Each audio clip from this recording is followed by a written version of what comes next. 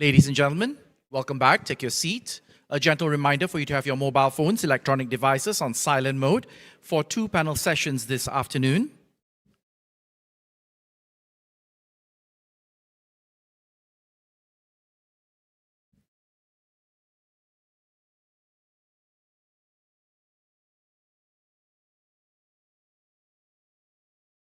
Right now, ladies and gentlemen, a QR code will be flashed on screen on the side screens just before our panel session begins for you to engage with us via Mentimeter. It is our digital Q&A exchange tool for the afternoon.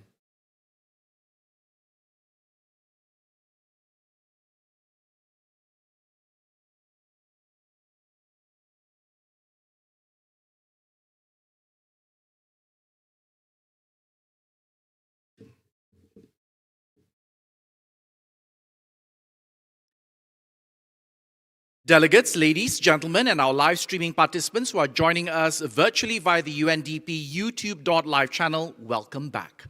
You're here at the GEF SGP Malaysia National Conference 2026.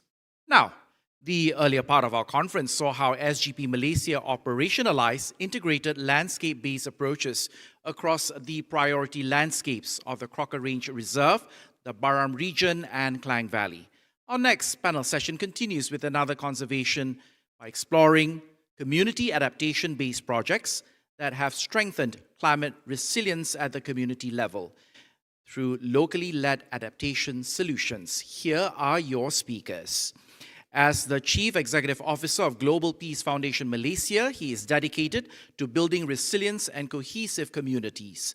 With over more than a decade of leadership, ladies and gentlemen, he has spearheaded impactful initiatives empowering Orang Asli communities through education, sustainable livelihoods, and cultural preservation.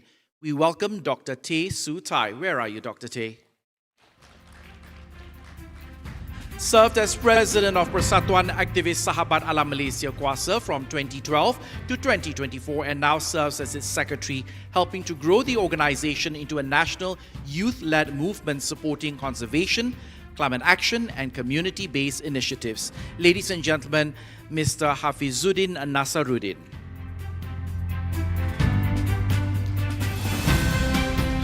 She is the Chief Operating Officer at Vrkić Malaysia, providing strategic leadership, establishing the organization as a thought leader in marine resource management and building sustainable relationships with other organizations. Already walking to the stage, Teresa Ang.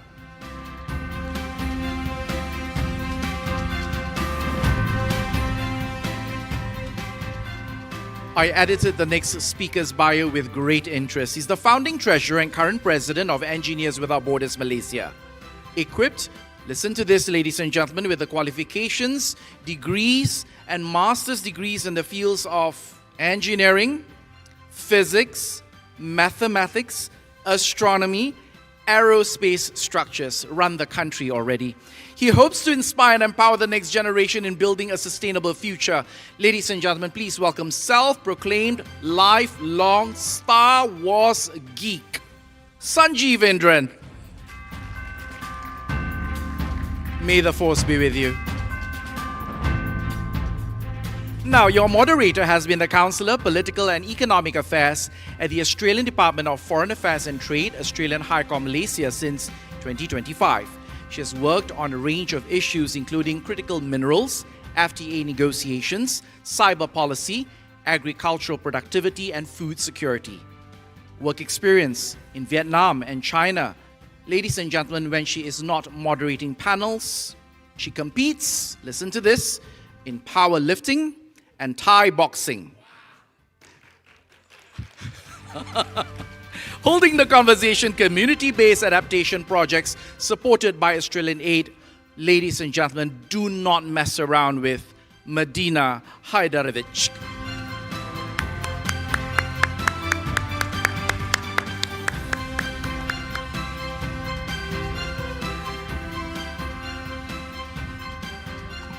All yours, Medina. Thank you very much. We're quite lucky to have quite an intro, especially after the lunch break. Just to make sure you're all still awake, I know the Malaysians like to makan, so just, can I get a shout out? Is everyone feeling good today? Yes. Excellent. So we've had a great introduction of our panellists and we can get straight into it. The focus for this session really is about community-based solutions and how we adapt on the ground.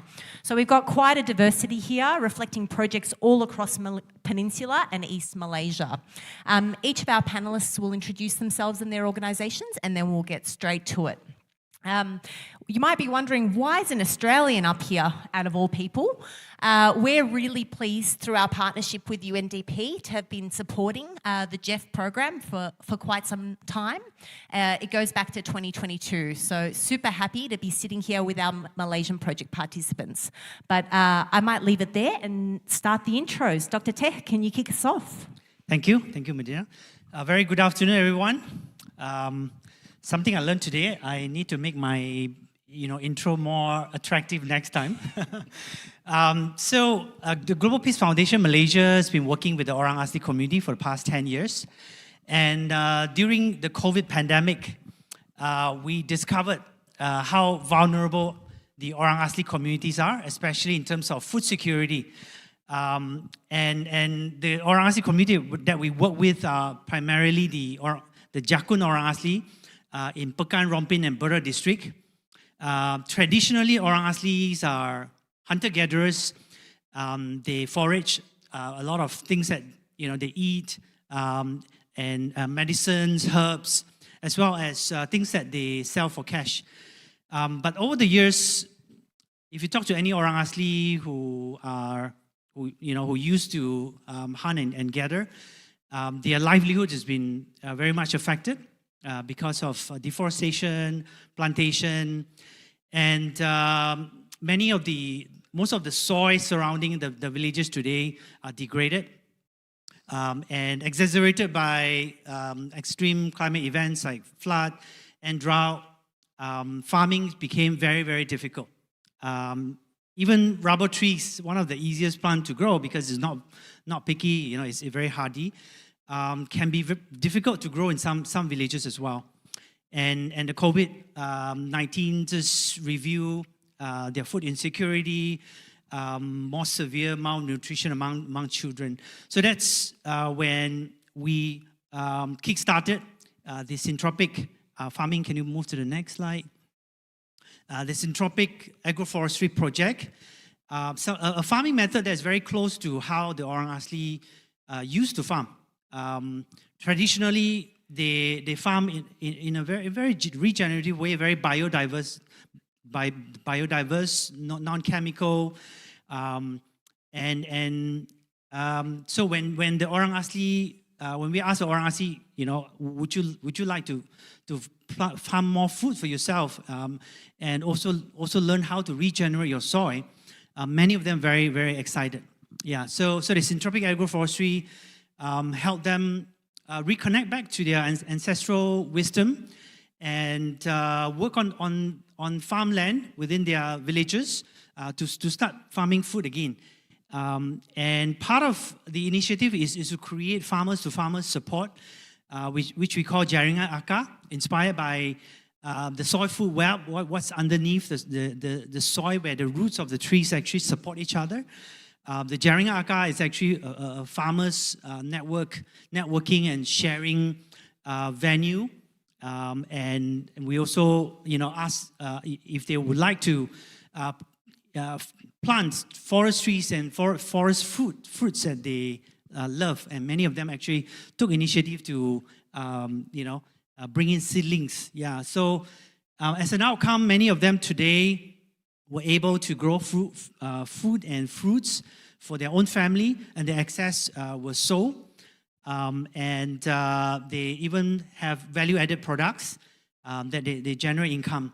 So the SGP grant has enabled the Orang Asli farmers to farm sustainably. To farm sustainably for food security, for economic empowerment, and for better health. Yeah, thank you. Thank you, Dr. Teh. And another organisation working with Indigenous communities, but in a different part of the country, up in Kelantan. Hafiz, can we hear from you about what KWAS has been doing? Okay, Bismillahirrahmanirrahim. Assalamualaikum and very good afternoon. Basically, Kuasa is a youth environmental NGO based in the state of Perak. We mainly focus on the issue of forest and biodiversity in the Titiwangsa Forest Complex, and we have been working closely with almost more than 80 orang asli communities around the Titiwangsa. Youth is our main target because we empower a lot of indigenous youth, and our project, we are very thankful to Australian Aid and also GEF team for funding our project. For the past 2 years, we focus more on the Gua Musang communities in Kelantan. This is based on our 10 to 12 years of collaboration with the Orang Asli, because Gua Musang district is one of the districts that highly impacted from the deforestation. And currently there are around 18,000 of Temia Orang Asli, the tribe there, which are occupying around 300,000 of hectares of forest, and most of their indigenous customary land is overlapping with the forest reserve. And most of the forest reserve is zoned under the production forest reserve, which is meant for logging and exploitation. So the thing is, based on our survey and study with the Orang Asli, they have a lot of traditional knowledge and experience that they have shared with us. And they also is a very good observant of the climate change issues, because they encounter so many issues that are happening in their village, especially in the changing of fruiting season for the past 10 to 15 years. Usually they can encounter durian season every year, but there were some years there is no durian season, and also it affected also the fruits from the forest. There's no fruiting at all.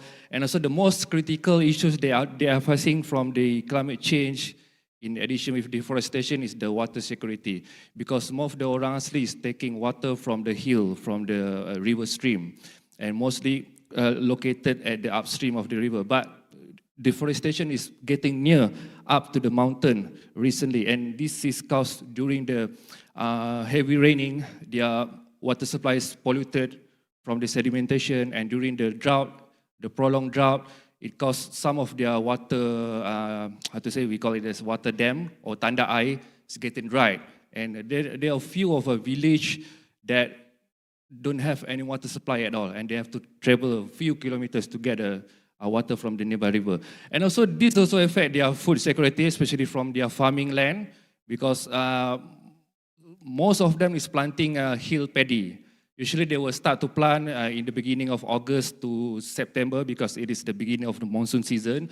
But for the past 10 years, the monsoon season is not consistent. Usually rain will start around September or end of the August. But sometimes, maybe last year and last 2 years, it only started in October. So when they plant the paddy, it's not grow. So there is no food at all. And also, it also disturbs the forest foods also. And yeah, of course, the flooding scenario is also happening to their kampong or village, especially for the village they are located downstream of the river or the forest, because when you look at the Gua Musang forest, some of the upstream water catchment has been converted into a monocrop plantation, especially for durian musang king, some for rubber plantation, and some for oil palm plantation. So this cause usually during the monsoon season, all the water washed down, and some of the house has been washed away by the flooding. And so there is the issue of physical and mental health. During the extreme drought, some of the community complain about some kids and women, they have like dizziness, fever, and also it's happened during the monsoon season also. And last but not least, the problem of mobility and access, because most of their access to their kampong or their village is based on the logging roads.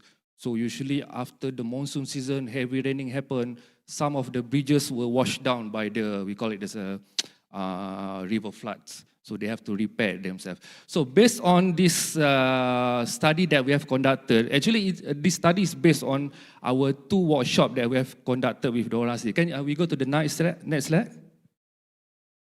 Okay. Under this project, we have arranged some activities and program.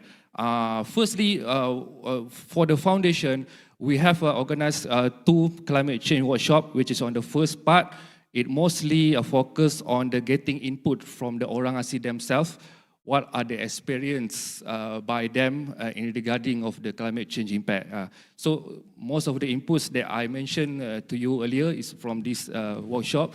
And for the second part, we focus on to addressing how to adapt and also to take some significant action to lessen the impact from climate change. This second workshop also, we have invited a few NGOs such as from the Mercy Malaysia, which is specialized on the orang asli relief, medical assistance, and also disaster risk reduction. And also we have come up with a very, special knowledge, which is, I'm also very impressed with the orang asli knowledge because they have very special knowledge on predicting the weather. Because they say that if they want to expect the flooding will come in a few weeks, they can expect it or predict it by listening to the birds sound. And sometimes they can hear the river stream sound. And they have also a Tok Halak, which is the older leader who are specialized in traditional knowledge. And they incorporate that kind of traditional knowledge. And at the end of the day, we have come up with a climate adaptation plan, which is 80% of it are from the community-based knowledge. And then we also have conducted like a few programs like the Syntropic Agriculture Learning Exchange Program. I would like to thank Dr. Teh for hosting the program. Also, we learn from them, from the Global Peace. And also we have like forest conservation training, which we empower the community to set up a forest nursery to grow their own tree. Because at the end of the day, the tree, we want to plant it at around the riverbank, which has been destroyed by the logging. Because the main purpose of the replanting is to control the riverbank from the erosion and sedimentation.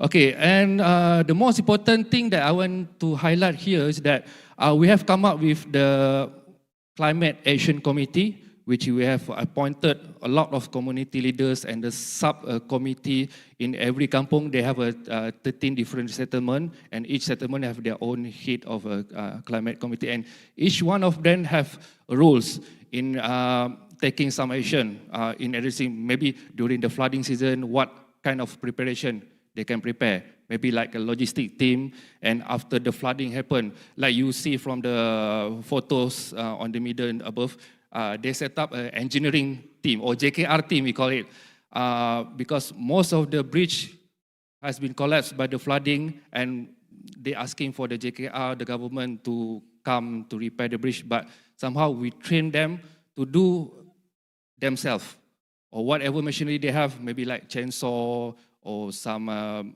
machine to carry out the cut off some trees to put for a temporary bridge, so they can do that.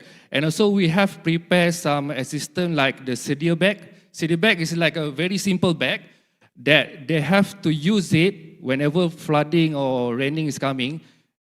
They can store the important belongings such as their IC, their like phones, their personal belongings, that is a very important thing to save during the flooding. And also, they have set up 5 different syntropic agriculture farm, which is Dr. Teh has explained earlier what are the purpose.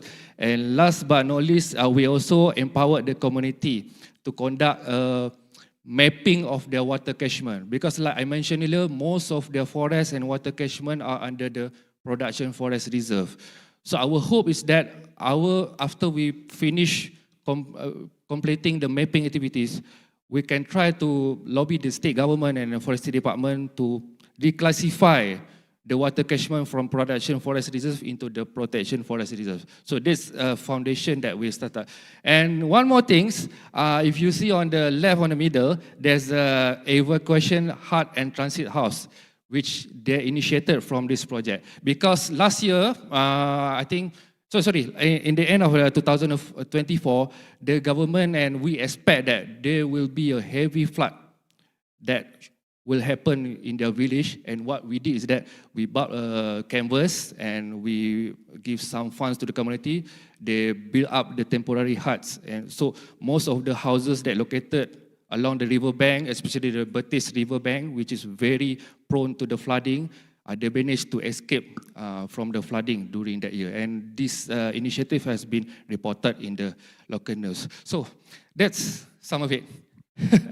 I don't think it's just something, it's quite an endeavour that you've got there focused on the forests and the riverbanks. And now turning to the coasts, Teresa, can we hear a bit about what Vrkić is doing? Thank you. Vrkić Malaysia, we're a marine conservation NGO that was established in 2007. Our vision is for sustainably managed marine ecosystems in Malaysia. We have a team of about 32 staff based across the country. So in the map, we're on Redang Island, Tioman Island, Mersing, and the islands around Johor, as well as in Sabah, Kota Kinabalu, Mantanani, and Semporna. Our focus is on community-based conservation, where we provide capacity development and livelihood opportunities for local communities to protect their waters and their livelihoods. So for some areas, so depending on project location and community needs, we also do implement other environmental programs such as like school marine education, waste management solutions, or sustainable tourism initiatives. So the next slide, please. So for this project, we just finished it in February, and it was focused on Tioman Island. And in this project, we increase awareness of the local islanders on climate change issues, and we also co-developed a climate change strategy plan. Some of the pilot actions that we took in this project was coral bleaching monitoring, as well as a coral bleaching response plan. So overall, we're trying to get the islanders to be more prepared for climate change that's happening. Like in 2024, the El Nino, there was massive global bleaching. So the islanders were starting to do their monitoring in this project itself. And we're expecting the same extreme heat wave this year. So we're hoping through this project that the local islanders are well prepared to face some climate change challenges. Thank you. Thanks, Teresa. And I promise the next section won't be about Star Wars, but you never know. Sanjeev, I'd love to hear what Engineers Without Borders is doing in Malaysia. Can you give us a brief overview of your work? Definitely, thanks. And good afternoon. I promise there won't be too much Star Wars references to this. But beyond that, myself, I'm Sanjeev, and I'm here representing Engineers Without Borders Malaysia. We are a civil society organization that is basically a group that allows everyone on board to come and join us on engineering projects, especially for underserved communities. Now, the important thing there is the without borders, not the engineers part, because in order to join Engineers Without Borders, you do not need to be an engineer. It's not a professional engineer. As long as you're engineering a better world, you are an engineer, in essence. So that's what we've been doing. We've partnered with some other NGOs here as well in the room to engage and enact and empower community-led and community-driven projects, because it's nothing like bringing it down to the communities and getting them to learn in terms of what they need to have for themselves and then making a better world from it. And so that's in essence what we've been doing for entire history here in Malaysia. So next slide, please. Where we started in 2012. We registered with the ROS in 2013. And the Engineers Without Borders term in itself actually doesn't start in Malaysia. It starts over in Europe in the 1980s. Everyone has heard of Doctors Without Borders, I'm sure.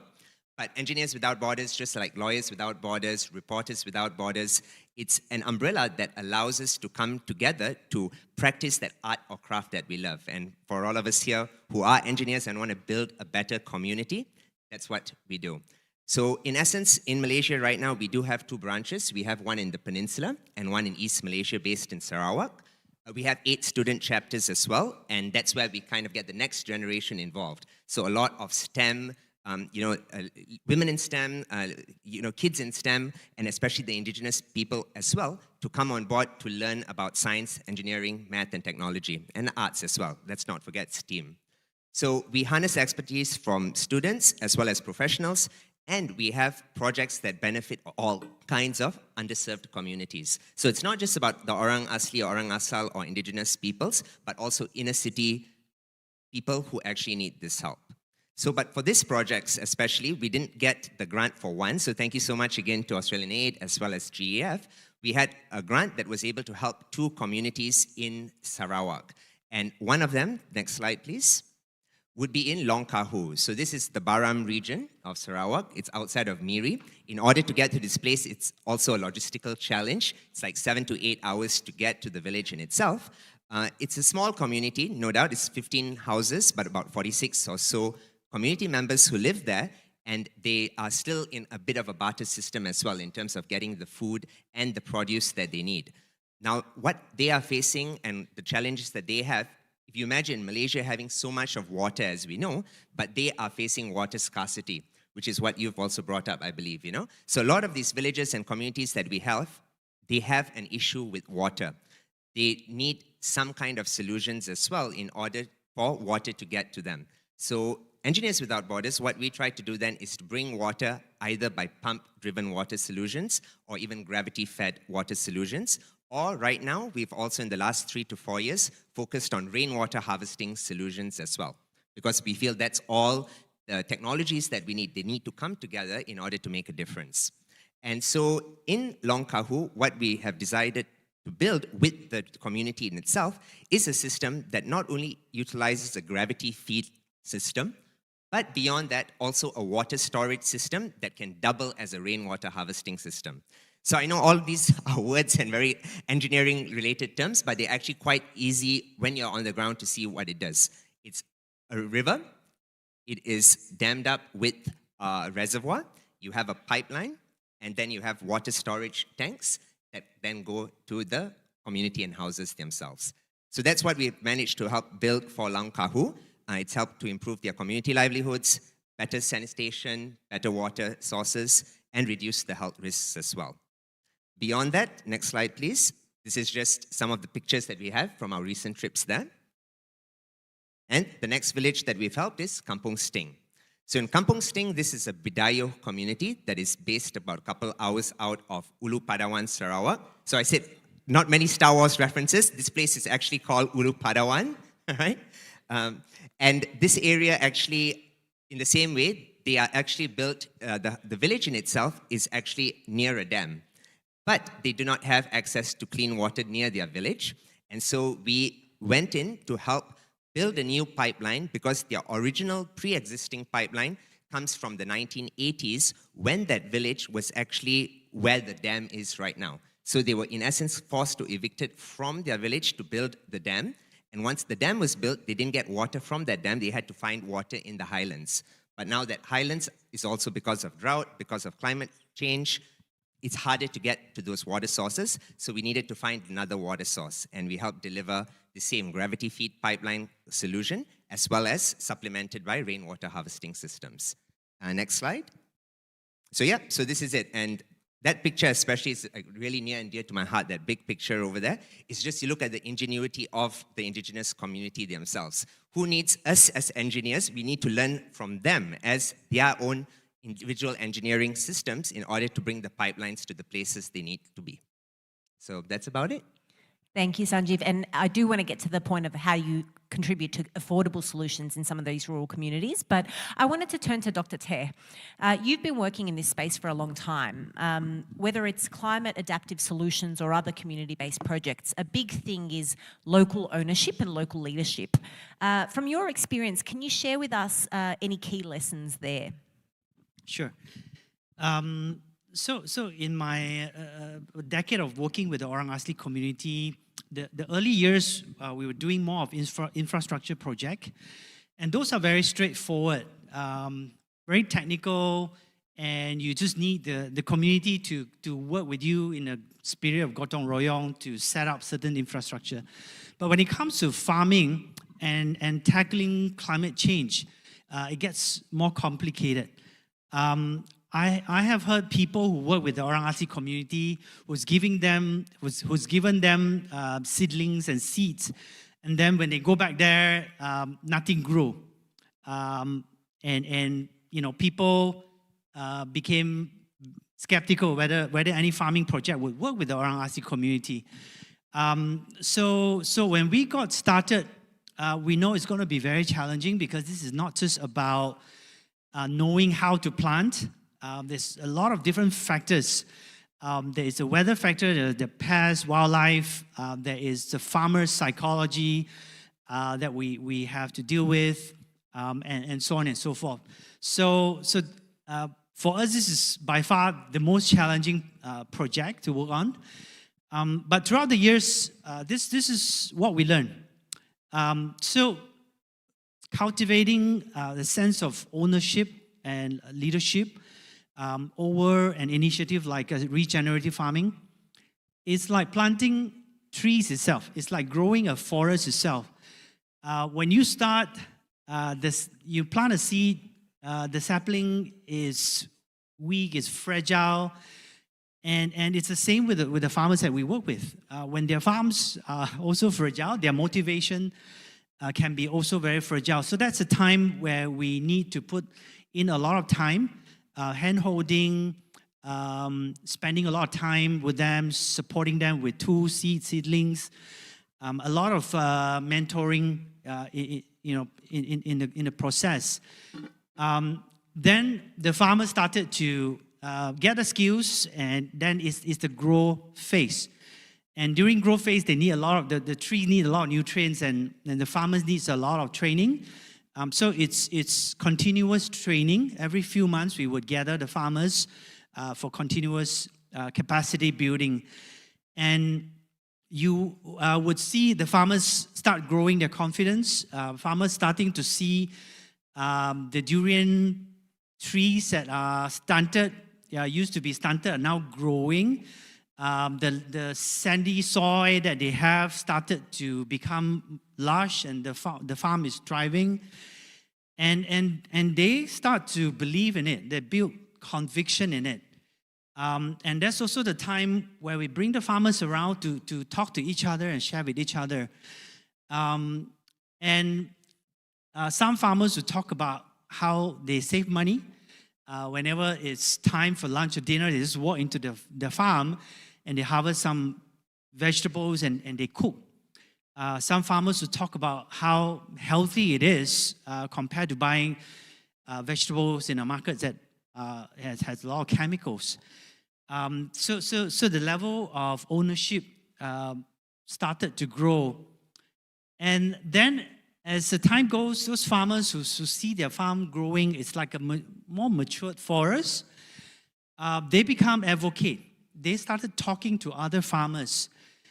They started to bring new people to join and learn this syntropic farming. And it's very, very fascinating for us to see that growth. But it's not an overnight process. It's a 3 to 5 years process. And that's why we're grateful for a grant that would allow us to do more long-term work, because building leadership and ownership really takes time. And that's also the time when we set up a committee, members comprising just the Orang Asli farmers, who would meet from time to time. They talk about what they learned. They talk about how to encourage other farmers. They talk about how to solve certain problems they face in the farm. And we just saw that ownership growing. So in short, cultivating ownership over regenerative farming for climate adaptation is doable, but it requires time, patience, and careful mentorship. But today, we are very confident that most of these farmers, if not all, will continue to farm with or without us, because they have learned, they have seen it for themselves, and they develop the ownership. And we see that this will help them create a more sustainable future, food security, and a better future for them and their family. Thank you. Thank you, Dr. Hare. And I think the key word there was buy-in. Hafiz, I wanted to get your take on something. You said part of the next stage of your work is kind of engaging with local authorities around resource management. I guess, how do you think we can use community activism and awareness in driving these kinds of projects and climate mitigation and adaptation? Okay, when we talk about the community activism, I would like to emphasize more on empowering the youth. For me, the Orang Asli community in Kelantan, they are one of the best community that I have been working with, because their activism value is very strong, and most of their community leaders are youngsters, like 30s to 40s, and they are very well coordinated and organized because they have around 13 different settlements, and each settlement's located very far from another. It will take a journey around 1 to 2 hours. Just imagine how can this kind of scattered community can work together to form a very organized committee. I forgot to mention that I'm working with the organization called Jaringan Kampung Orang Asli of Kelantan, the network village of Kelantan Orang Asli, which is comprised of their activists. For me, activism is very important because it's motivated the community to take their own initiative, especially in adapting to the climate change. Because for that community, they've been fighting a logging project and deforestation for the past 20 years. So based on their experience and their learning from many things, and also they challenge themselves to learn about the governance, the forest management, and etc. This causes their capacity to be strengthened. And in this case, with the long years of struggle, have make their activism very strong. And also, they also very proactively in documenting their livelihood, especially in taking the knowledge from the eldest people.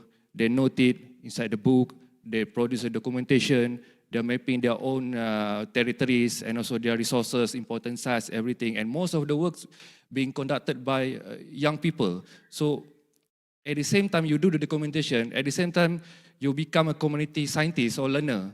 So this has put a very strong philosophy for the youngsters to do something meaningful for the community. And last but not least, of course, the series of capacity building and assistance from the outside to them. Both of this combination has steered them to be one of the best community activists.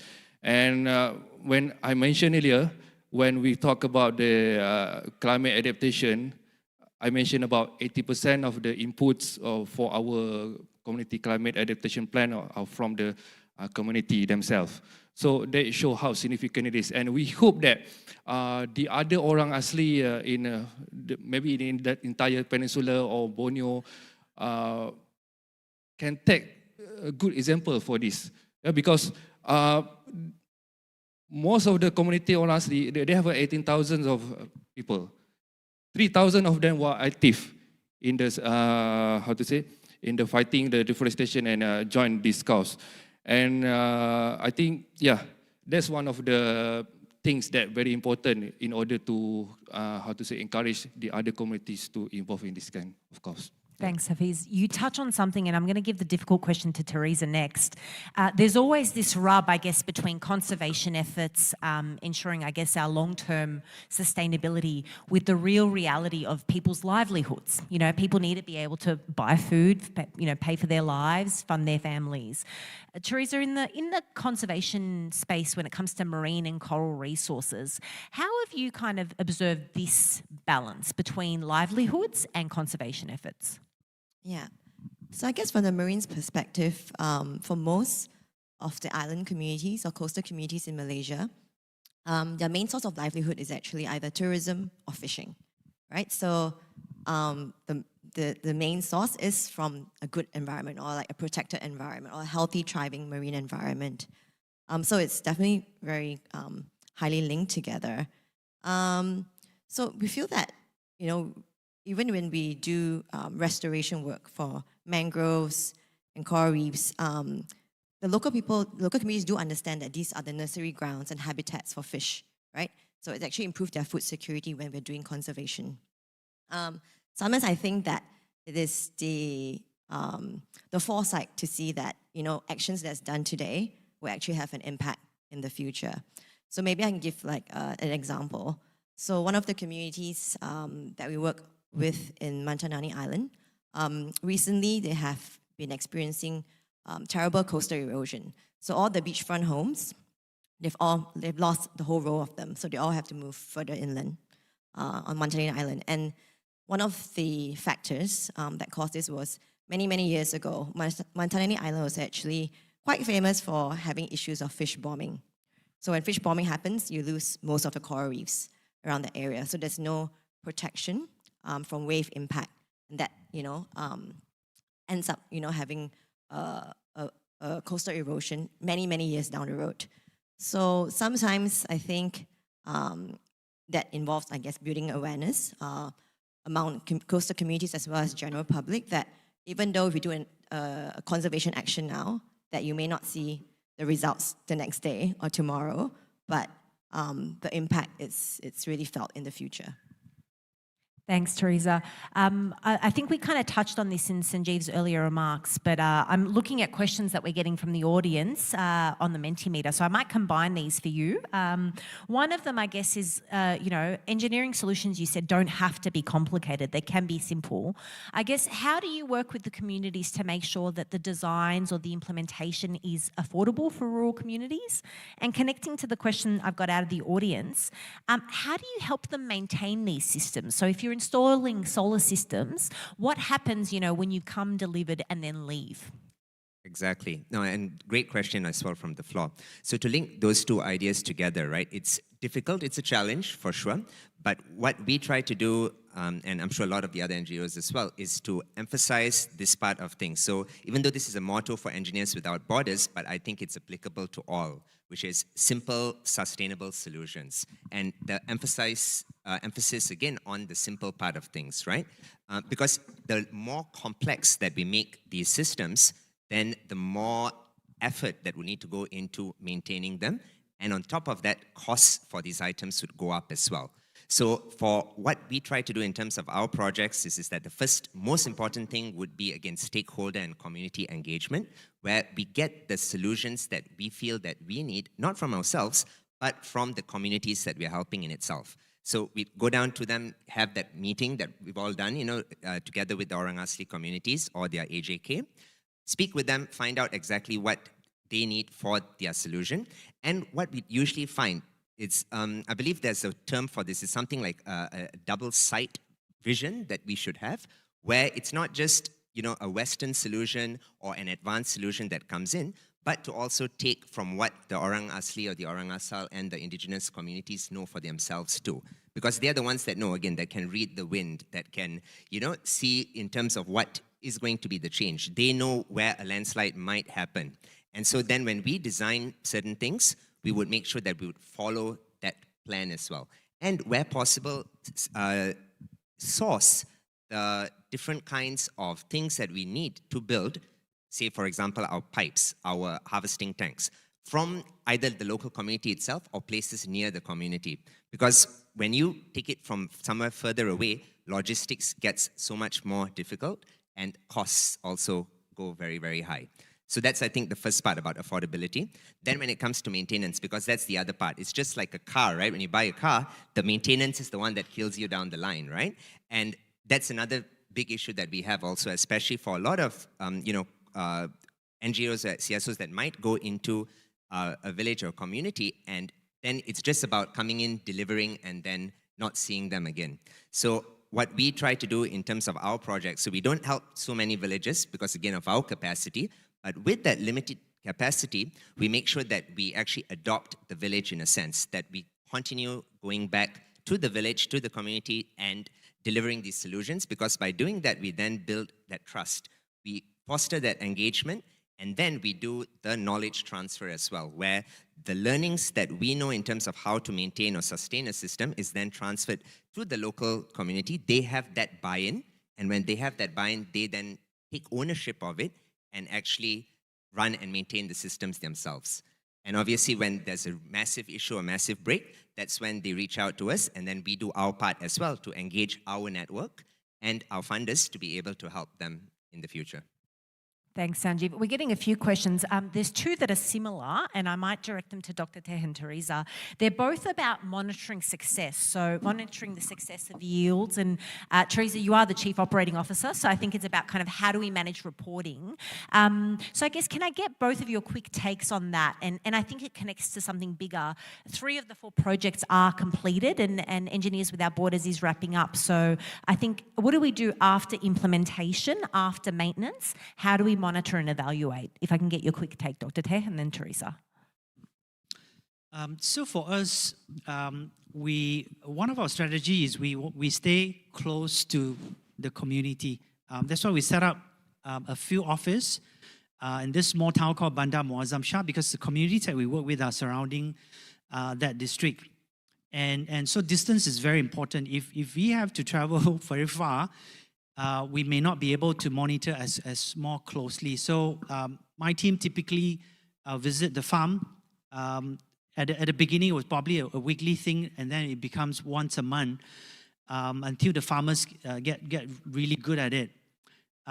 We also do monitoring through farmers. If we cannot visit them, a lot of farmers know us very well, and we can give them a call and ask them to take pictures and tell us, what kind of challenges that is happening at the farm plot, what are they harvesting soon, and that helps us to monitor the progress of the farm. Thanks, Dr. Teh. Teresa, anything to add on that side, monitoring and evaluation? Yeah, and I think, so adding to Dr. Teh, so I agree that, constant engagement with the local community and hearing their feedback. Sometimes I think that sometimes it does not take a formal workshop or a formal session to get feedback. So I think even informal conversations can give you a lot of nuggets of wisdom on what the communities really want, what do they think about the project, and whether the solution would be sustainable in the long term. And I think part of monitoring and evaluation also, you have to also take note of, lessons learned and what failed and what you would have done better if you had a similar project in the next round. So I think that's a very important thing to note, so that when you want to replicate or scale it to a different location, then you can take note of all these, small mistakes that you made at the start. Yeah. I feel like you've just set me up to kind of get final thoughts, lessons learned. All of our panel, maybe starting with Hafiz and Sanjeev and maybe Dr. Teh and Teresa, I guess you've been in it for the long run. This phase of your projects are wrapping up. What's the advice you would give to people who might be at an earlier stage, or even for people like myself or our colleagues at UNDP who sit there kind of looking at these programs as a whole? What's your advice to anyone either in your shoes or, say, my shoes? I'll start with Hafiz and then maybe Sanjeev. Okay, my personal advice is before you start any project with the community, to make sure you know them first well. 1 year is not enough to know them. You know their attitude, their commitment, their problems, and their their strengths. Yeah, that's the important thing, because if you got the opportunities to work with them and explore their potential, the project can go further. And for me, based on our 5 to 10 years of working, it's very helpful for us to formulate and put a very strong model for this project, because the successness is based on the community commitment at the end of the day. And I would like to mention that the sustainability of the project. Some of the project, after the completion of the grant, the project will stop there. There's nothing happen after that. But for us, we have to empower the community to contribute as a part of the project implementer. For instance, in our climate adaptation project, we set up a forest nursery, and also we set up a syntropic farming. So some of the product we have direct or ask them to sell it as maybe as a capital for them to continue the other things. Maybe they can buy a chainsaw or machinery to repair the bridge or something else, because we want to see a commitment from both sides. Because I have some experience working with some community that are not really into the project, not the sense of belonging is not very strong, but at the end of the day, the project just scrapped like that. So that's some of my advice. Yeah. Thanks, Hafiz. And Sanjeev, you're an engineer, so I expect efficiency. What's your one bit of advice? Very easy. Don't pontificate.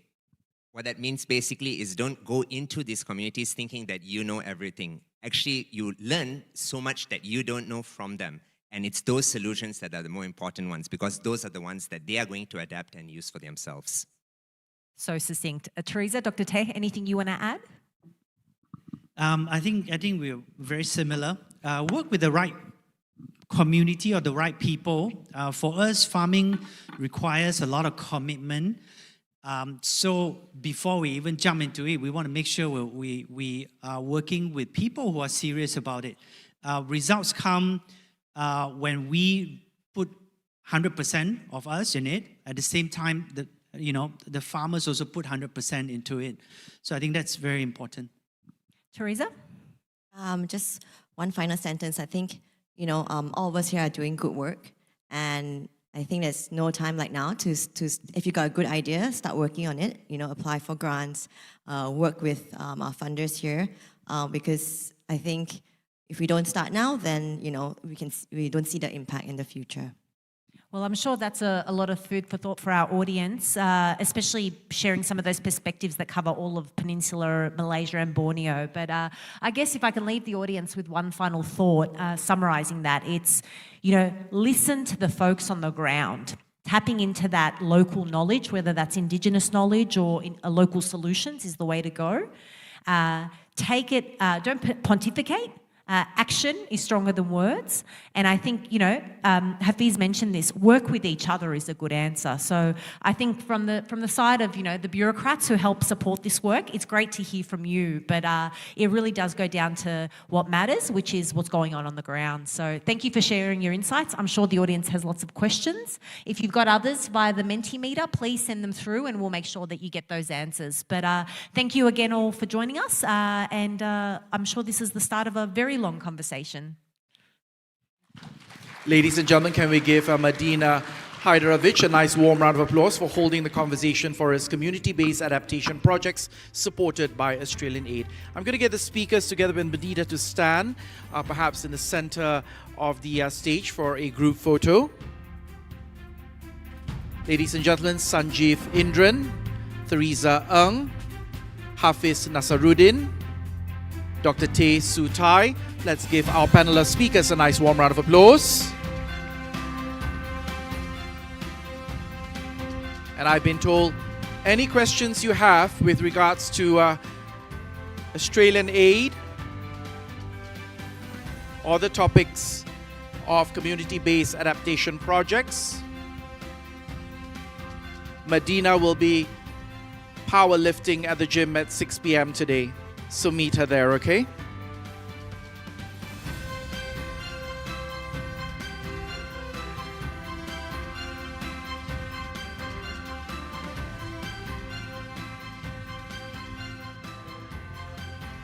One of the objectives of our conference is to take away shared lessons and success stories from the OP7 community-led environmental initiatives across Malaysia that have highlighted to us practical solutions and the impacts they have had across multiple landscapes. Now, our final panel session for today hopes to examine how community-led ecotourism initiatives can generate sustainable livelihoods while conserving biodiversity and cultural heritage. Drawing on experiences from the OP7 landscapes, this final panel will discuss community ownership models, partnerships, market access, and key lessons for sustaining community-led ecotourism initiatives beyond project funding. Your speakers are at the Koperasi Pelancongan Penan Selungu Baram Berhad, Kopes. She is responsible for finance matters within the organization, supporting its operations and community-based initiatives. Ladies and gentlemen, Ms. Susianti Samuel. With experience in tourism and hospitality, this Kampung Timpayasan native is currently a field project coordinator, actively leading on-ground implementation of community-based initiatives. Her work is centered in strengthening local capacity, advancing sustainable development, and championing the progress of rural communities. We welcome Ms. Jocelyn Marciano of Koperasi Agro Pelancongan Ulu Papa Berhad. She is actively involved in community-based initiatives focused on indigenous rights, cultural preservation, and environmental sustainability. She is the project manager for Kampung Longkongungan's GEF SGP UNDP project. Ladies and gentlemen, let's bring on stage Ms. Felicia Maricia Martin.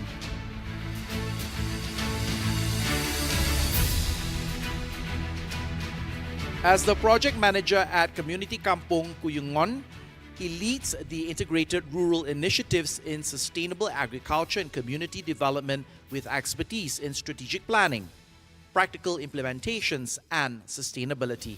We bring on Mr. Oswald Eiking.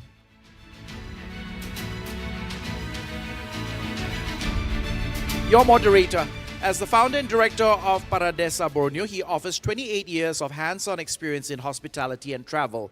After 15 years of building and running hotels in China, no less, he returned home to Borneo 13 years ago to lead specialized tours, bridging international operational standards with a deep commitment to local community-led landscapes. Spearheading the conversation for us about community-led ecotourism for sustainable livelihoods and conservation movement sustainability. Let's hear it, ladies and gentlemen. Your moderator, Mr. Chua Juan Chuan.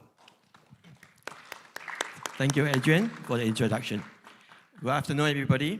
We are here to discuss the community-led ecotourism, or what many call community-based tourism. In Borneo, this is our greatest strength. We have a sector that relies on the raw beauty and the cultural diversity of our 60-plus indigenous tribes. For many international and domestic travelers, our unique cultures and our remoteness create exactly that authentic experiences they are searching for today. However, as someone with 28 years of experience in the travel industry, I must be candid. That same remoteness and lack of infrastructure that travelers call authentic make it incredibly hard for a CBT to be successful. This challenge results in very low business volume, and if you excuse the pun, it makes it very difficult for this project to be business sustainable. When the volume is low, it becomes nearly impossible to sustain a professional workforce or professional tourism workforce, or convince our bright young entrepreneurs to stay and build their future in a community. I have lived this reality over the last 2 years with our SGP project in Upper Baram. What we've learned is that it's very challenging for a single village to sustain a tourism business on its own. We simply cannot survive as islands in a remote destination. In our project, we focus on a roadmap to connect communities, providing the foundational tourism knowledge so they could grow as they see fit. It is a journey of moving from a single project to a regional destination. Our 4 panelists today are on that same journey. They have achieved some great successes, but they are also face real-world challenges that we need to discuss if we want this business to last. To make the most of our time today, we have 3 parts. The part 1 is the lightning round. So each panelist will have 1 to 2 minutes to introduce what they have built and the challenges they face. And the part 2 is a deep dive for 30 minutes discussion where I will be asking hard questions about the unique selling point of each community and the business model they have adopted. And part 3 is the open question, Q&A, the final 15 minutes for your questions. Think like a traveler or a business partner. What do you need to see from this community to help them succeed? With that, let's get straight into it. Suzianti, the floor is yours for first 2 minutes of lightning round. Hello, selamat petang semua. Saya Suzianti dari mewakili COPES, iaitu kami membuat projek berkenaan pelancongan berasaskan Penan Selungur. Bersama saya ada Puan Helen juga, merupakan kami punya projek coordinator. Projek kami ini melibatkan 5 buah kampung yang berada di Ulu Baram, iaitu 5 buah kampung kaum Penan di Ulu Baram, iaitu Penan di sepanjang Sungai Selungur dan Selaan. Lokasi projek kami terletak kira-kira 280 km daripada Miri, Bandaraya Miri. Perjalanan nak ke lokasi projek kami mengambil masa dalam 8 jam macam tu. Perjalanan dia pergi situ. Bergantung kepada keadaan jalan raya lah.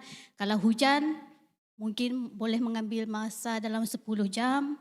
Kalau keadaan baik, dalam 8 jam macam tu perjalanan menggunakan kenderaan off-road 4x4. Aktiviti pelancongan di kawasan kami ini bukan sahaja untuk rekreasi, tapi berasaskan 3 matlamat utama, iaitu pertama, membantu ekonomi masyarakat, memelihara serta melestarikan warisan budaya kaum Penan. Ketiga, menggiat usaha pemeliharaan hutan kami. Kami membuat aktiviti penanaman semula pokok di kawasan kami. Sebab dulu dekat kawasan Ulu Baram pernah berlaku kebakaran besar-besaran pada tahun, kalau saya tidak silap, dalam tahun 2000 macam itulah. So, dengan projek ini, kami dengan dana dari SGP, kami boleh menjalankan projek aktiviti penanaman semula pokok.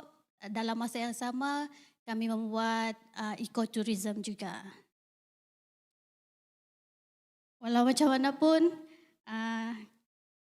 cabaran yang kami hadapi ialah keadaan jalan ke tempat kami itu belum, masih dalam proses dibaik pulih lagi.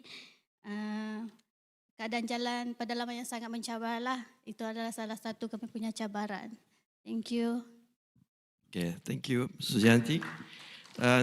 Next, we have 3 representatives from Sabah, Dusun community in the Krukut Range, Jocelyn from Kampong Tempayasa and Kampong Babangon. Thank you. So, hello everyone. I'm really happy and honored to be here to share about our community and our project. So, currently, our project is mainly focused on paddy cultivations integrated with fish ponds. So, this approach helps us support our daily foods needs and also create a small sources of income for the community. For us, this project is not just about farming, but also about working together as a community and keeping our traditional knowledge alive. At the same time, we see strong potential to develop ecotourism in our village in the future. So our village has a beautiful natural surrounding, and we also have unique culture and traditions that we would love to share with visitors. Through ecotourism, we hope we can create more opportunities, especially for the younger generations, while also protecting our environment. Of course, our journey is still ongoing and we do face some challenge, especially in terms of participations and farming outcomes, but we continue to learn, adapt and improve together. So today, I hope I can share our experience as well as our future plans and hopefully inspire more support for community-led initiatives like ours. Thank you. Thank you, Jocelyn. Next is the Felicia from Kampong Longkogungan. It's further up the Phuket Range, halfway up the hill. Go ahead, Felicia. Thank you, moderator, Mr. Jesse. Terima kasih. Saya dari Kampung Longkogungan dan daripada pihak Longkogungan mengucapkan sebanyak-banyak terima kasih kepada UNDP, GEF, SGP karena telah memberikan dana ini. Tajuk saya punya projek adalah pemeliharaan hutan dan ekopelancongan di kawasan Benjaran Kroke, Reserve Biosfera. Daripada tajuk ini kami telah melakukan 3 aktiviti utama, yaitu pemetaan komuniti, protokol komuniti dan juga penghutanan semula. Okay. Melalui dana ini juga kami telah melaksanakan sistem pemetaan ini. Seterusnya telah menubuhkan 1 tagal hutan di kawasan tadahan air, di mana kawasan ini adalah 3 dalam 1 sebagai kawasan tadahan air, tagal hutan kami sebagai sumber mikrohidroelektrik kepada komuniti kami. Dan seterusnya telah membantu kami dalam mengenal pasti wilayah adat dan sempadan di kampung kami. Kami juga telah membangunkan protokol komuniti dan juga protokol tadahan air sebagai satu panduan kepada pelawat dan juga komuniti kami sendiri. Selain itu, kami telah menjalankan aktiviti penghutanan semula, yaitu kami telah menanam pokok di sepanjang laluan yang telah ditoroka untuk pertanian, dan laluan ini adalah satu laluan ekopelancongan, yaitu tempat kami adalah aktiviti yang aktiviti trails, runner selalu berada di situ. So kami telah melakukan inisiatif ini sebagai satu langkah untuk membangunkan semula ekopelancongan itu dan seterusnya menyokong ekonomi komuniti tempatan lokal di situ melalui guide dan juga porter. Namun kami juga telah menghadapi beberapa cabaran, yaitu kerjasama daripada komuniti itu sendiri. Selain itu, kami juga kekurangan belia. Kampung kami telah sedikit penduduk karena banyak yang telah berhijrah keluar untuk mendapatkan pekerjaan. Selain itu juga kebanyakan kampung kami semuanya adalah petani dan mereka terikat dengan komitmen mereka berada di kebun, jadi masa itu kadang-kadang tidak akan sama.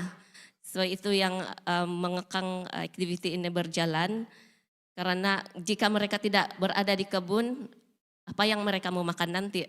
Karena mereka sangat bergantung kepada mereka punya pertanian. Selain itu, cuaca yang ekstrim tidak menentu juga mengganggu dalam menjalankan aktiviti, terutama sekali aktiviti pemetaan yang melibatkan komuniti masuk ke dalam hutan dan juga aktiviti penanaman pokok yang mana pokok yang telah ditanam jika terlampau hujan menyebabkan pokok tersebut mati. Jika terlalu panas, kemarau juga akan mati. Kita tersepit di situ. Ya, itu sahaja. Terima kasih. Okay. Thank you, Felicia. Last but not least is Oswa from the Kampong Kunyungan, all the way up to the top of the Crooked Range near Tambunan. Go ahead. Right, Jesse, thank you very much. The project in Kuningon, we called it Conservation of Water Catchment Forest and Empowerment of Sustainable Farming. The project is a community-led initiative, turning once overlooked village into an emerging ecotourism and conservation destination, built around the buffer zone, water catchment forest and sustainable farming in Tambunan.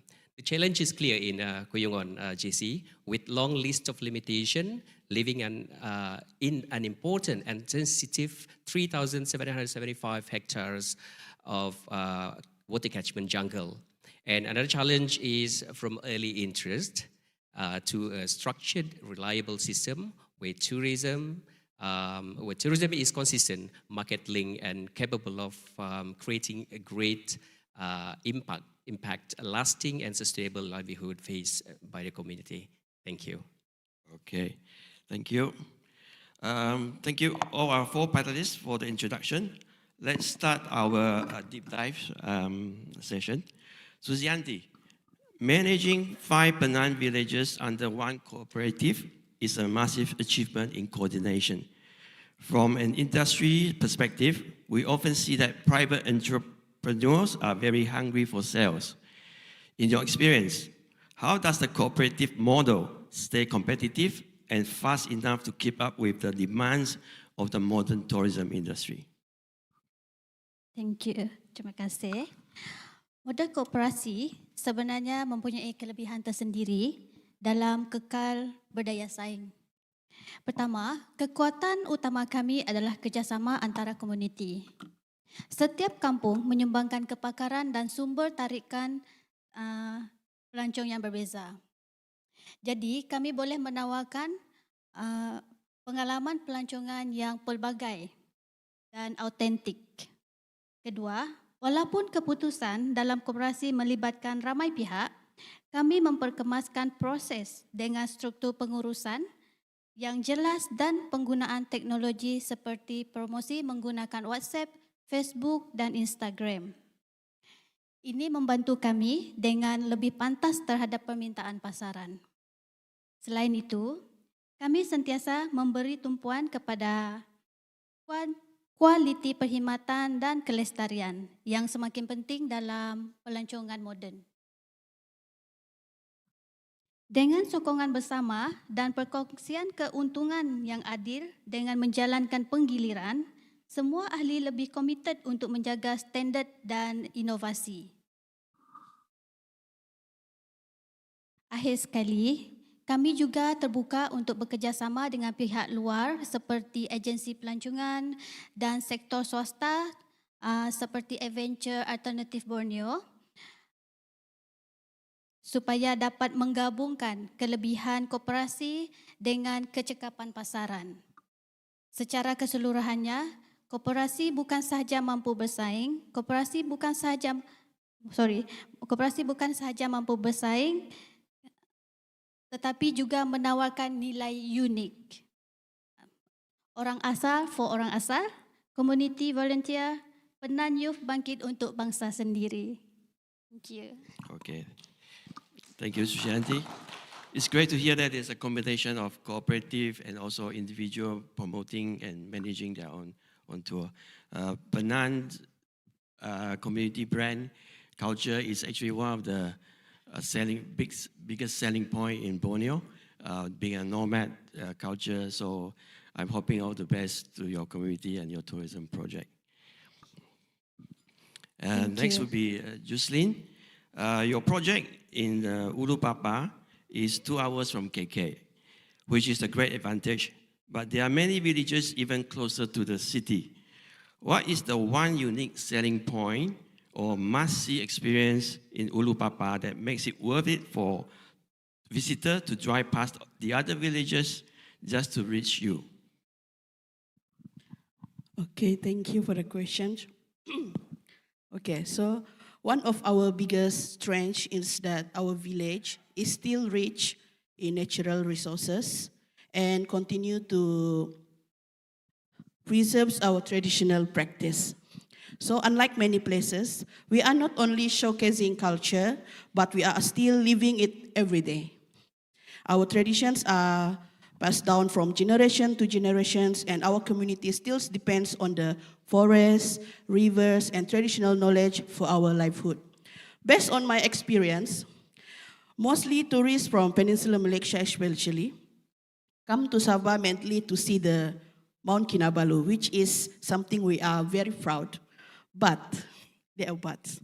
However, we would like to shift that mindset to show that Sabah is not only about the mountain, but also about the beauty of our forests, river, and the way indigenous communities live in harmony with nature.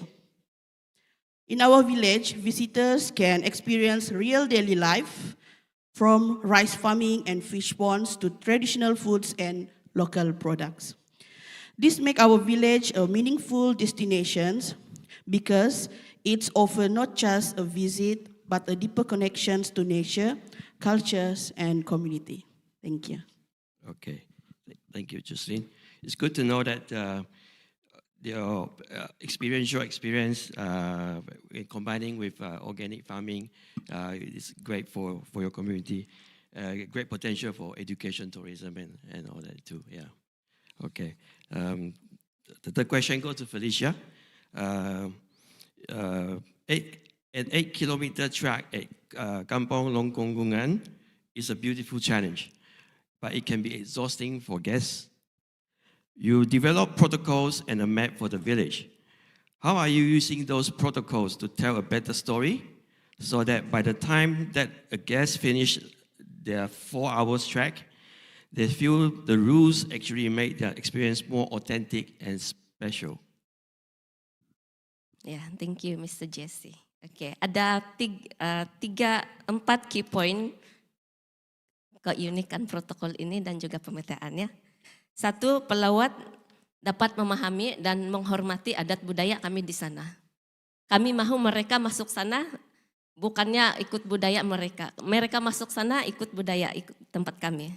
Orang Melayu, pepatah Melayu cakap, masuk kandang kambing kita mengembek. Betul, kan? Dan juga mereka sepatutnya memahami dan menjaga hutan dan sumber air semula jadi yang ada terdapat di tempat kami. Kemudian kami membantu pelawat agar mereka menghargai usaha komuniti dalam menangani perubahan iklim ini, termasuk amalan tidak membakar hutan. Kebanyakan hikers ataupun pelawat mereka masuk dalam hutan, mereka membakar sampah ataupun membuat pembakaran secara tidak sengaja dengan mereka merokok dan membuang puntung rokok tersebut dengan masih api yang marak. Ini menyebabkan pembakaran hutan dan ini sudah terjadi di tempat saya. Sebab itu saya tahu. Dan menggalakkan pelawat juga untuk menghormati semangat hutan dengan kepercayaan community yang masih mengekalkan hubungan rohani dengan alam. Apabila mereka melalui kawasan ini, mereka harus menghormati semangat hutan. Mereka tidak simply bercakap benda-benda yang tidak sepatutnya.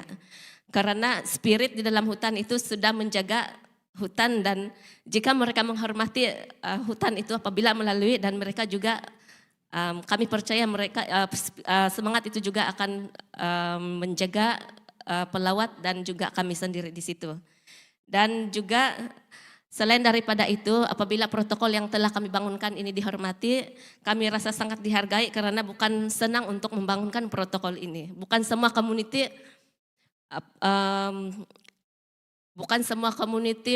bersatu hati untuk membangun protokol ini. Kami juga mempunyai cabaran yang sangat tinggi apabila membangun protokol ini. Dan melalui itu adalah key point. Baru poin A, belum lagi saya punya penerangan. Oke.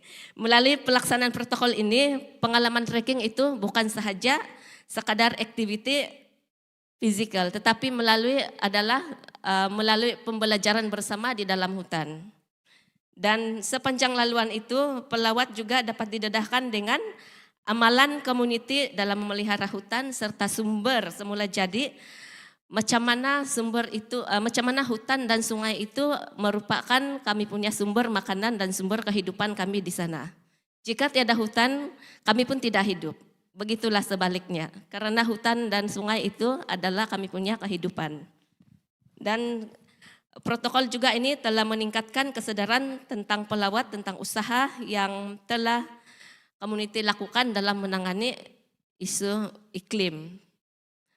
Baru-baru ini beberapa pelawat telah pun membantu kami dalam usaha menanam pokok, yaitu reforestation di bahagian yang telah dibuka untuk pertanian.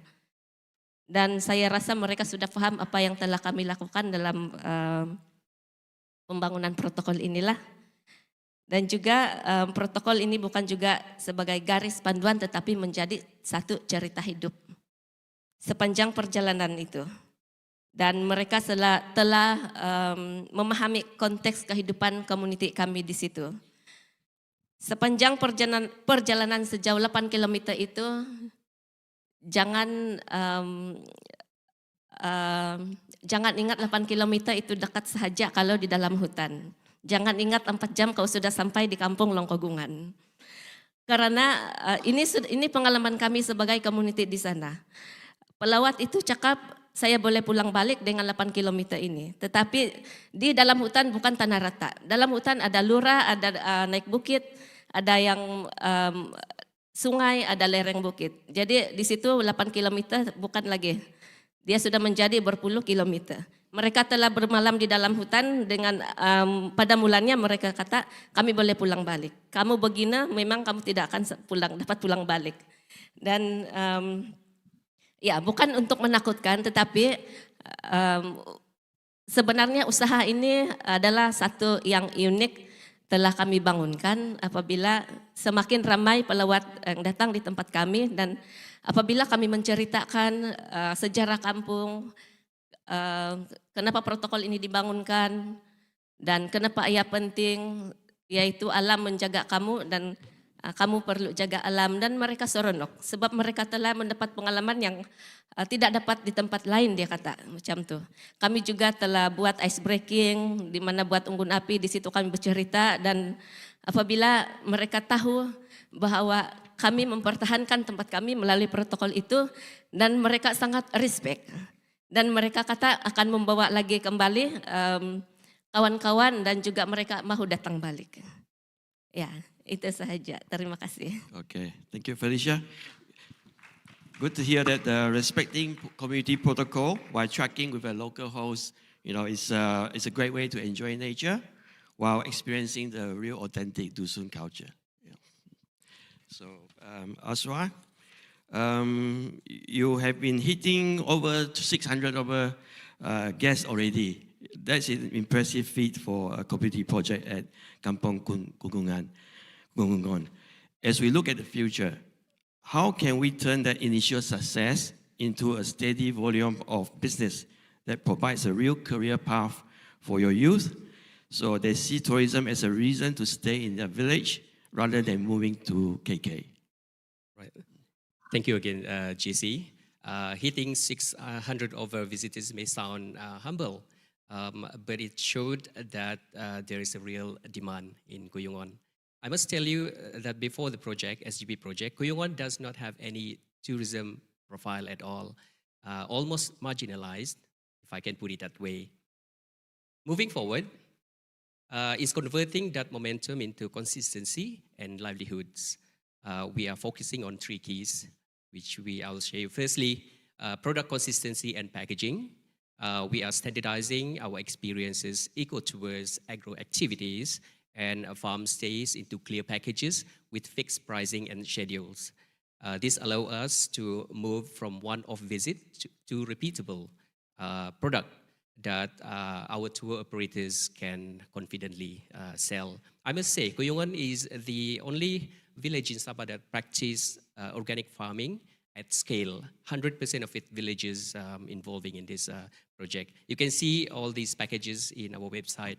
Now you can Google it on a search engine, I think. Secondly, on market access and partnerships, we are building strategic partnership with tour operators, NGOs, and platforms. Not just relying on walk-ins. The goal is that to secure monthly groups booking, including schools, corporate CSR programs, and ecotourism travelers. This creates predictable volume rather than seasonal spikes. I must say some of our partners, strategic partners is here now. Is Sabah Social Forestry, SASOF, is one of our partners in here. And thirdly, JC, we are structuring roles for youth as guide and community rangers, hospitality, cultural bearer, conservation assistants, and also content creators with clear income pathways instead of ad hoc participation only. They earn per tour, per services, and eventually through profit sharing. When they see stable income, I hope, and skill development, tourism becomes a viable career and not just side activity. Now we started to see youth coming back to Kuyungon from the city, working in the village. With all these 3 keys, JC, consistent product, secure demand pipelines, and youth-driven income models.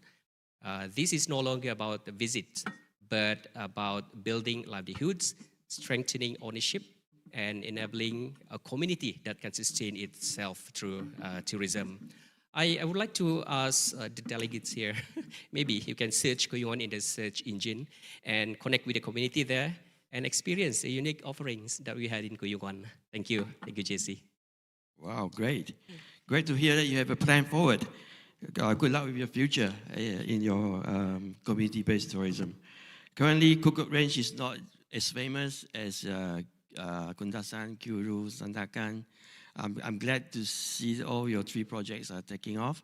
I'm sure that will be it's much closer to KK, and I'm sure it will take off the tourism in your area. Well done. And that concludes our deep dive session, and we are open to questions. I have a few questions here. I think, Susianti, the first one is for you. For the Baram project, how do you deal with the accessibility issue? Most time tourists want easy access. Like to get there, transportation, is it? Yeah. Because it's long hours to get there.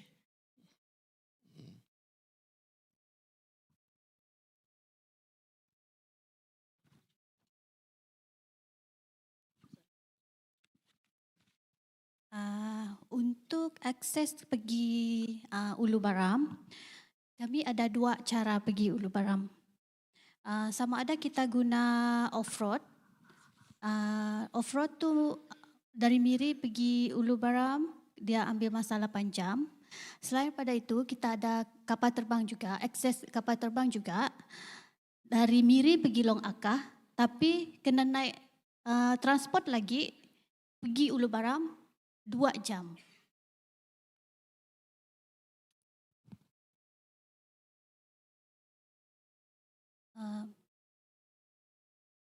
Saya rasa untuk elak tu kita tak ada pilihan. Sebab itu saja transportation yang kita ada. Tak ada cara lain. Yeah, for my personal experience, I've been there a few times.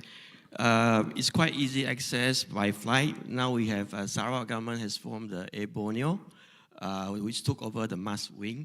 So it has access to Long San, Long Maga, Barrio, and also Long Lalang in the region. So for some visitor, they can actually fly into Long San and depart from Long Maga, or fly into Barrio and go all the way down using 4x4. It's an adventure trip, and live at Long Maga or Long San, or drive all the way to Miri. So it is an adventure trip right now. So by the time we have a nice highway like the West Malaysia, it will be even better. Yeah. So I have a question here for all the panelists. We talk about the struggle to bring visitors to your villages. In my business, if a guest can't book a tour on their phone within 30 minutes, we lose the sale. For the panelists, in the next phase of your projects, do you think we should focus less on building more huts and more on the digital training, so your team can manage booking and social media professionally? Oswald, can you start with that? Yeah, Jesse, I think it's a value that we think we should think through in future. International organization like UNDP, everything, right, will attract international quality as well. So I think investing in digital platform is also something that we can do, because that is the way forward in the business. Digital readiness is crucial, actually, because this is where marketing is growing forward. However, digital platform also can be expensive, right? And it needs certain expertise to do. So I'm certain that this is the field that worth investing to by UNDP. Thank you. Okay, Felicia, you want to? Ya, dalam konteks kampung kami, ya cabaran utama bukan saja menyediakan kemudahan fisikal, karena akses jalan itu belum baik untuk ke kampung kami. Tetapi kami juga mahu memastikan komunikasi dan tempahan itu berjalan dengan lancar. Walau bagaimanapun tempat saya itu internet dia pun kurang bagus. Adakah yang boleh tolong kami di situ? Iya, Starlink kan. Betul. Dan kalau tidak percaya boleh tanya kita punya Mr. Adrian, dia yang telah lead community project itu microheader tempat kami. Dia senantiasa bawa dia punya Starlink di tempat saya. Dan jika ada pelatih digital itu untuk kami sebenarnya sedia menerima. Tidak semestinya kami berada di dalam kampung itu sahaja. Kami juga bersedia untuk keluar untuk mendapatkan itu training. Manalah tahu nanti lain kali kami punya kemudahan komunikasi itu bagus. Dan kebanyakan juga komuniti yang berada di luar bandar itu, mereka berpengetahuan tentang digital ini. Cuma belum ada platform dan belum dilatih bagaimana sebenarnya bentuk cara untuk mendapatkan latihan itu dan untuk mempromosikan. Kami tidak ada satu guideline untuk itu. Dan saya rasa ya sangat perlu lah. Dan untuk masa sekarang saya share dulu lah pengalaman kan. Kami selalu mendapat tempahan melalui orang personal saja. Biasanya melalui saya ataupun kawan-kawan saya ataupun komuniti kampung itu sendiri. Dan kami ada grup di situ dan kami akan discuss di situ. Jadi orang itu akan berhubung salah satu dengan kami ataupun menghantar email. Kami ada email official yang tidak akan berubah walaupun pemimpin berubah, yaitu kampunglongkogungan.gmail.com. biar kerajaan siapa pemimpin kami, itulah email kami. Dan saya yang akan manage email itu. Jadi senang mau tempah sebenarnya. Dan ya saya harap ada latihan yang beginilah kan Mr. Jesse untuk community kami. Ya itu saja, terima kasih. Okay. Jocelyn? Okay, so for me, I think digital skills are very important, especially in today's tourism industry. For our community, we are still actually in early stage. So because currently we are more focused on our paddy and fish pond project, but moving forward into ecotourism, we agree that digital readiness is something we really need to improve lah.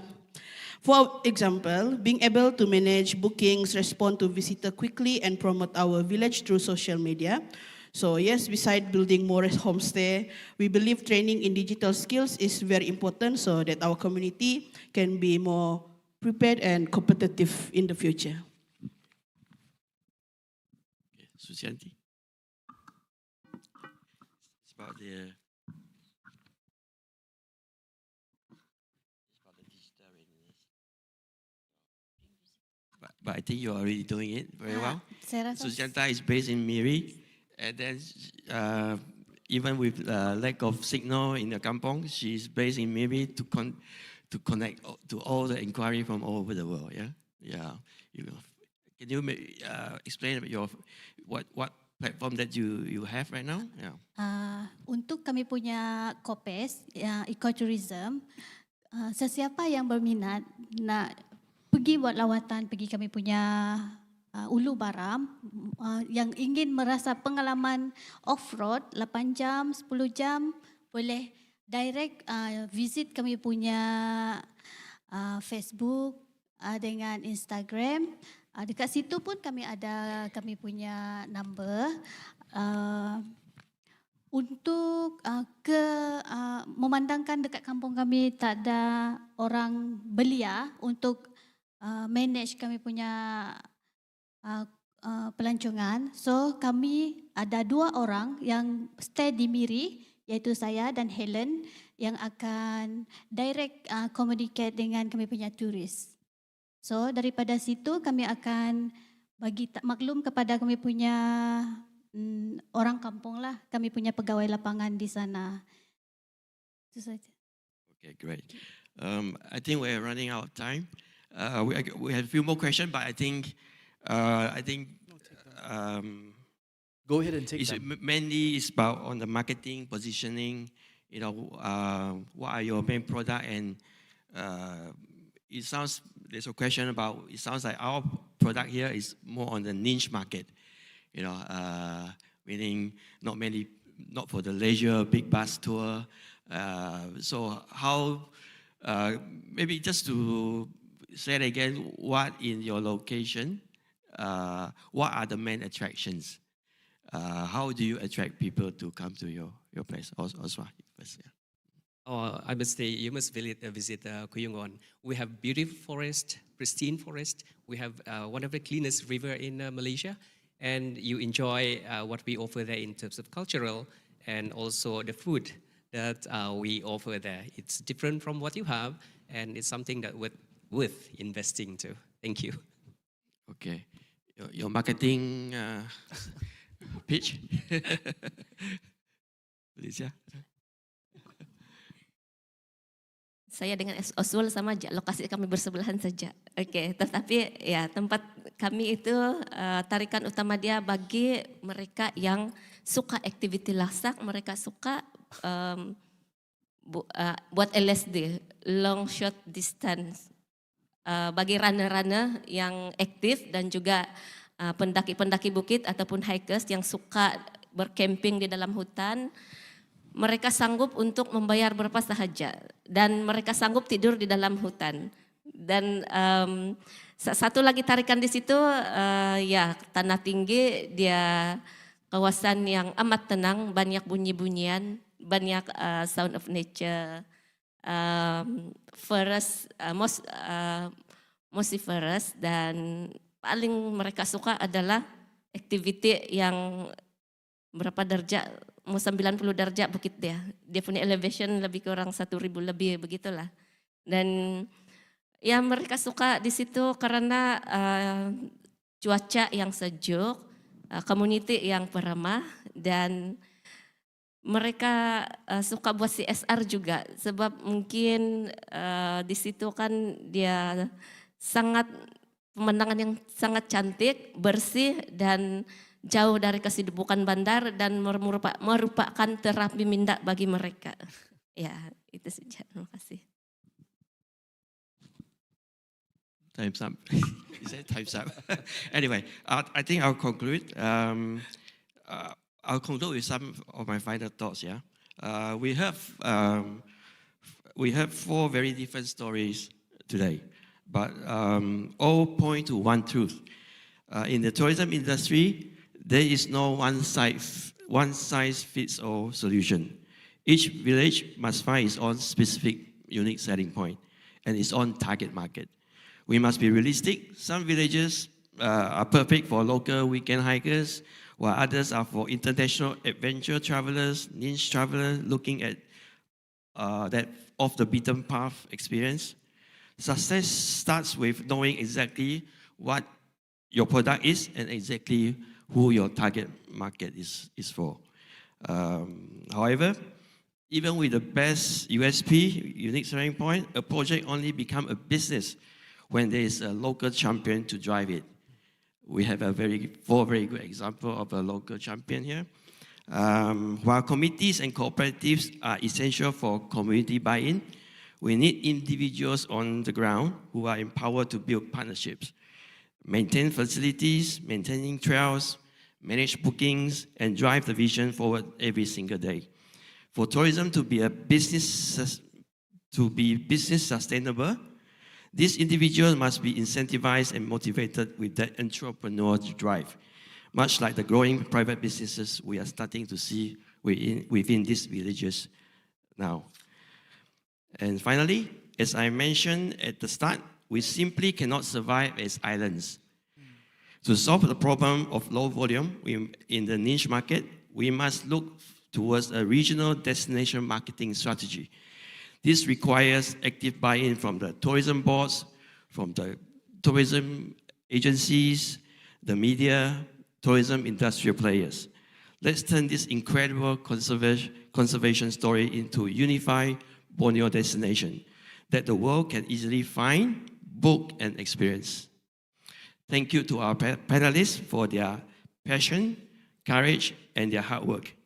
I now hand the floor back to MC Adrian. Thank you. Ladies and gentlemen, can you join me in a nice warm round of applause for your moderator, Mr. Tuan. We're going to get the speakers to perhaps stand in the center of the stage and together with the moderator be in a photo. Community-led ecotourism for sustainable livelihoods and conservation movement sustainability, ladies and gentlemen. We say thank you to Oswald I. King, Felicia Martin, Jocelyn Marciano, and Suzianti Samuel. Thank you for the conversation. Definitely changed my mind about hiking and going by the rivers and the different types of food that is being offered in that part of the world, in Borneo, ladies and gentlemen. I am still not sure about sleeping in the jungle, but I think that's a conversation that Mr. J.C. Chua and I can have over networking coffee. Ladies and gentlemen, our panel session wraps up day 1 for our GEF Small Grants Program, SGP Malaysia National Conference 2026. We now invite you to make your way to the foyer for the networking session over a bit of coffee, tea, and refreshments. Tomorrow, day 2 of our conference, our content will, amongst others, focus on the understanding of OP8, the strategic directions and opportunities that OP8 presents, and the funding opportunities that are available. On that note, see you outside at the foyer for a bit of coffee. Surely I need one. Thank you for joining us. Have a good day.